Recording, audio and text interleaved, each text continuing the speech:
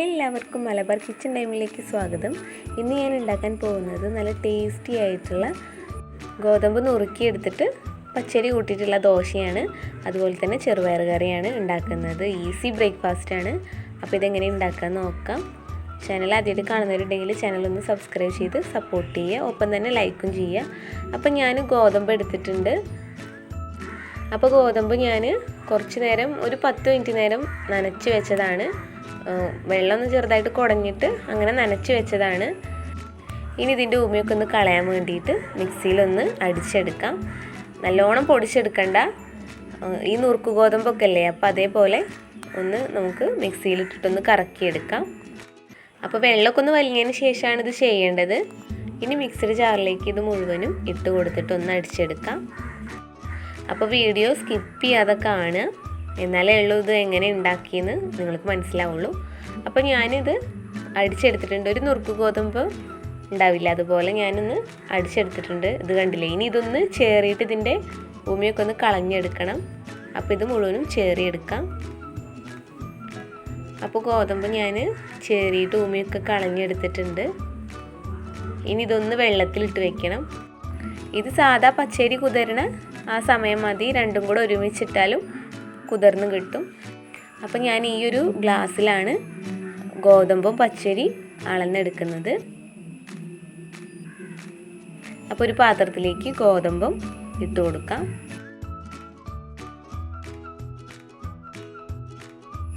പച്ചരിയും ഒരു ഗ്ലാസ് ഇട്ട് കൊടുക്കാം. പിന്നെ ഇതിൻ്റെ ഈ ഒരു ഗ്ലാസ്സിൽ തന്നെ 3/4 ഭാഗം ഉഴുന്നെടുക്കുന്നുണ്ട്. അതും കൂടെ ചേർത്ത് കൊടുക്കാം.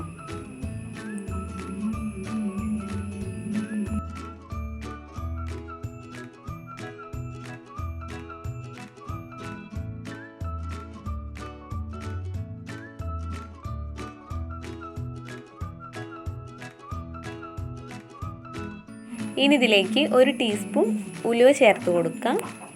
ഇതിപ്പോൾ ഞാൻ കഴുകിയിട്ടാണ് വെള്ളത്തിലിട്ട് വെക്കുന്നത്. നമ്മൾ കുതിർന്നിട്ടാണ് കഴുകുന്നതെങ്കിൽ അതിൻ്റെ പാലൊക്കെ പോവും. അപ്പോൾ അതിന് മുന്നേ കഴുകി വെക്കുക.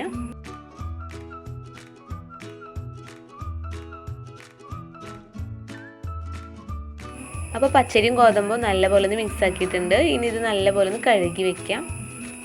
ഇനി ഇതിലേക്ക് ഞാൻ വെള്ളം ഒഴിച്ച് കൊടുക്കുകയാണ്. ഇനി ഇത് 4-5 മണിക്കൂർ നേരം ഇരിക്കട്ടെ. അടച്ചു വെച്ച് കൊടുക്കാം. അപ്പോൾ ഇതൊരു 5 മണിക്കൂർ കഴിഞ്ഞിട്ടുണ്ട്. ഗോതമ്പ് അരിയൊക്കെ ഒന്ന് നല്ലോണം കുതിർന്നിട്ടുണ്ട്. ഇനി ഇതൊന്ന് അരച്ചെടുക്കണം.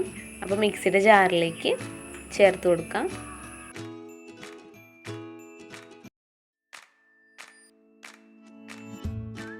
ഇനി ഇതൊന്ന് 2 ബാച്ചായിട്ട് അരച്ചെടുക്കാം, കുറച്ച് വെള്ളം ചേർത്തിട്ട്.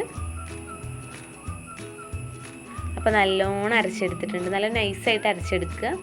ഇനി ഇതൊരു പാത്രത്തിലേക്ക് മാറ്റാം.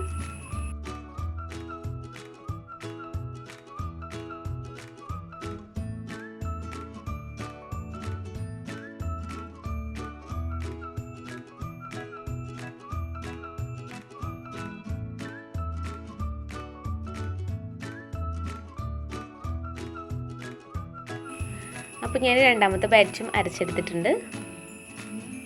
ഇനി ഇത് നല്ലപോലെ ഒന്ന് മിക്സ് ചെയ്തെടുക്കുക. കുറച്ച് വെള്ളം കൂടെ ഞാൻ ചേർത്ത് കൊടുക്കുന്നുണ്ട്. ആ ജാറിലേക്ക് ഒഴിച്ചിട്ട് കുറച്ച് വെള്ളം മാത്രം ചേർത്ത് കൊടുത്താൽ മതി. നല്ലോണം ലൂസാക്കി എടുക്കരുത്.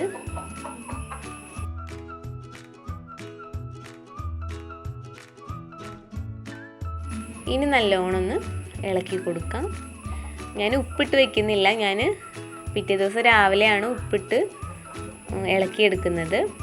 വൈകുന്നേരമാണ് ഞാൻ അരച്ച് വയ്ക്കുന്നത്. പിറ്റേ ദിവസം രാവിലെ ഉണ്ടാക്കാൻ വേണ്ടിയിട്ടാണ്. അപ്പോൾ ഇത് ഈ ഒരു രീതിയിലാണ് ഞാൻ മാവ് റെഡിയാക്കി എടുത്തിട്ടുള്ളത്. ഇനി ഇതൊന്ന് അടച്ചു വെച്ച് കൊടുക്കാം.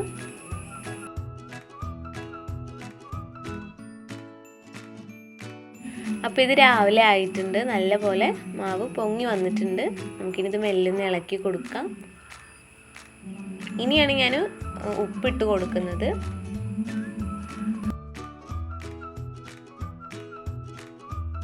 അപ്പോൾ മാവിലേക്ക് ആവശ്യത്തിന് ഉപ്പ് ചേർത്ത് കൊടുക്കാം. ഇനി ഒന്ന് ഇളക്കി കൊടുക്കുക. അപ്പോൾ ദോശ ഉണ്ടാക്കുമ്പോൾ ഈ ഒരു രീതിയിൽ ഉണ്ടാക്കി നോക്കുക, നല്ല അടിപൊളി ടേസ്റ്റാണ്.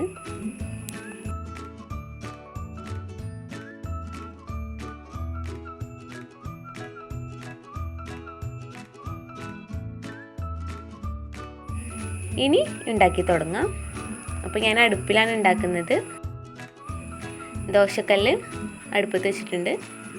ഇനി ഇതുപോലെ ഓരോ തവി എടുത്തിട്ട് നമുക്ക് ദോശ ഉണ്ടാക്കി തുടങ്ങാം.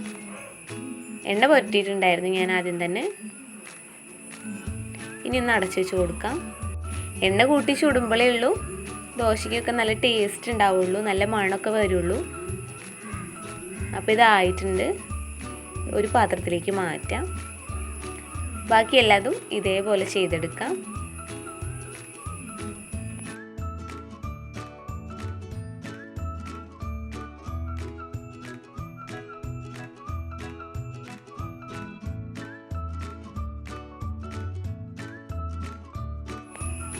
അപ്പോൾ നല്ല ടേസ്റ്റി ആയിട്ടുള്ള ദോശ റെഡി ആയിട്ടുണ്ട്.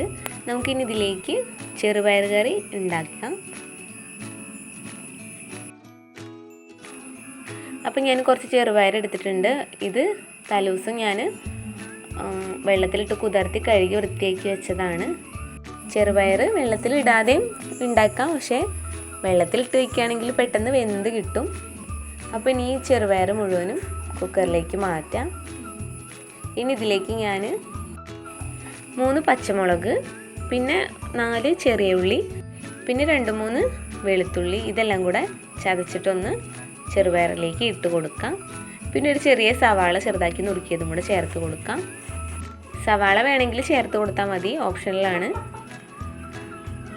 ഇനി ഇതിലേക്ക് ഒരു തണ്ട് കറിവേപ്പിലയും കൂടെ ഇട്ട് കൊടുക്കാം. വീട്ടിലുണ്ടായ കറിവേപ്പില തന്നെയാണ്. ഇനി ഇതിലേക്ക് 1/2 ടീസ്പൂൺ മഞ്ഞൾപ്പൊടി, അതുപോലെ തന്നെ 1/2 ടീസ്പൂൺ മുളക് പൊടിയും കൂടെ ചേർത്ത് കൊടുക്കാം. പിന്നെ കല്ലുപ്പാണ് ഞാൻ ഇട്ട് കൊടുക്കുന്നത്, അതും കൂടെ ചേർത്ത് കൊടുക്കാം. ഇനി ചെറുപയർ വേവാൻ ആവശ്യത്തിന് വെള്ളം കൂടെ ഒഴിച്ചിട്ട് കുക്കർ അടച്ച് വെച്ചിട്ട് വിസിലടുപ്പിച്ചെടുക്കാം.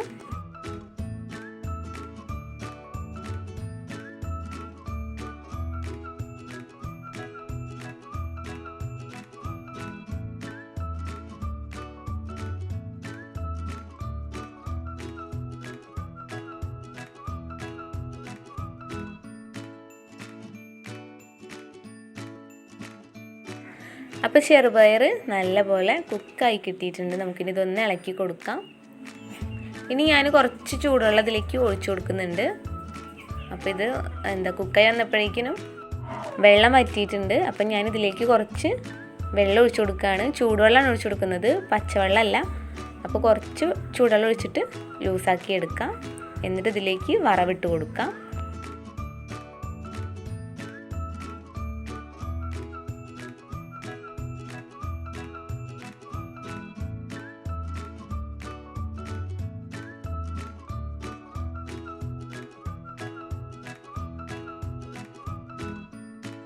അപ്പോൾ ഗ്യാസ് അടുപ്പിൽ ഞാനൊരു ചട്ടി വെച്ചിട്ടുണ്ട്. ഇതിലേക്ക് സൺഫ്ലവർ ഓയിൽ ചേർത്ത് കൊടുക്കാം. അപ്പോൾ എണ്ണ ചൂടായാൽ കടുകിട്ടൊന്ന് പൊട്ടിച്ചതിന് ശേഷം വെളുത്തുള്ളി ചേർത്ത് കൊടുക്കാം. എൻ്റെ അടുത്ത് വറ്റൽമുളകില്ല, വറ്റൽമുളക് ഉള്ളവർ ചേർത്ത് കൊടുക്കുക. പിന്നെ ഇതിലേക്ക് കുറച്ച് ചെറിയ ഉള്ളിയും കൂടി നുറുക്കിയത് ചേർത്ത് കൊടുക്കുക. കുറച്ച് കറിവേപ്പില ഇട്ടിട്ട് നല്ല പോലെ ഒന്ന് മൂപ്പിച്ചെടുക്കുക.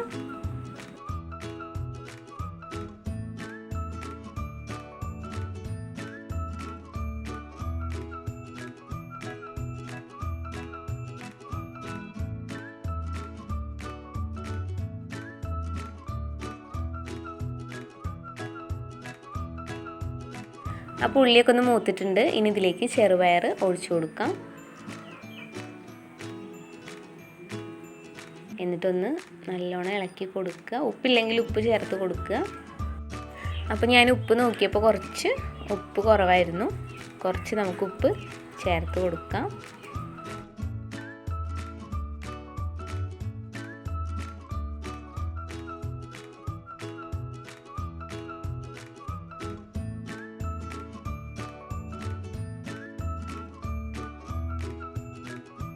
ഇനി ഇതൊരു തിള വന്നാൽ ഫ്ലെയിം ഓഫ് ചെയ്യാം.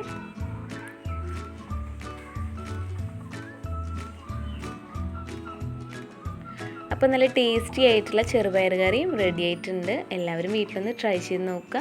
അടിപൊളി ടേസ്റ്റാണ്. അപ്പോൾ പെട്ടെന്ന് വീട്ടിലൊക്കെ തയ്യാറാക്കാൻ പറ്റിയ ഈസി ബ്രേക്ക്ഫാസ്റ്റാണ്. അതുപോലെ തന്നെ ഹെൽത്തിയാണ്. ചെറുപയറും ഗോതമ്പൊക്കെ നമുക്ക് ഹെൽത്തി ആയിട്ടുള്ളതാണ്. അപ്പോൾ നിങ്ങൾ വീട്ടിലെല്ലാവരും ട്രൈ ചെയ്ത് നോക്കുക. അടിപൊളി ടേസ്റ്റാണ്.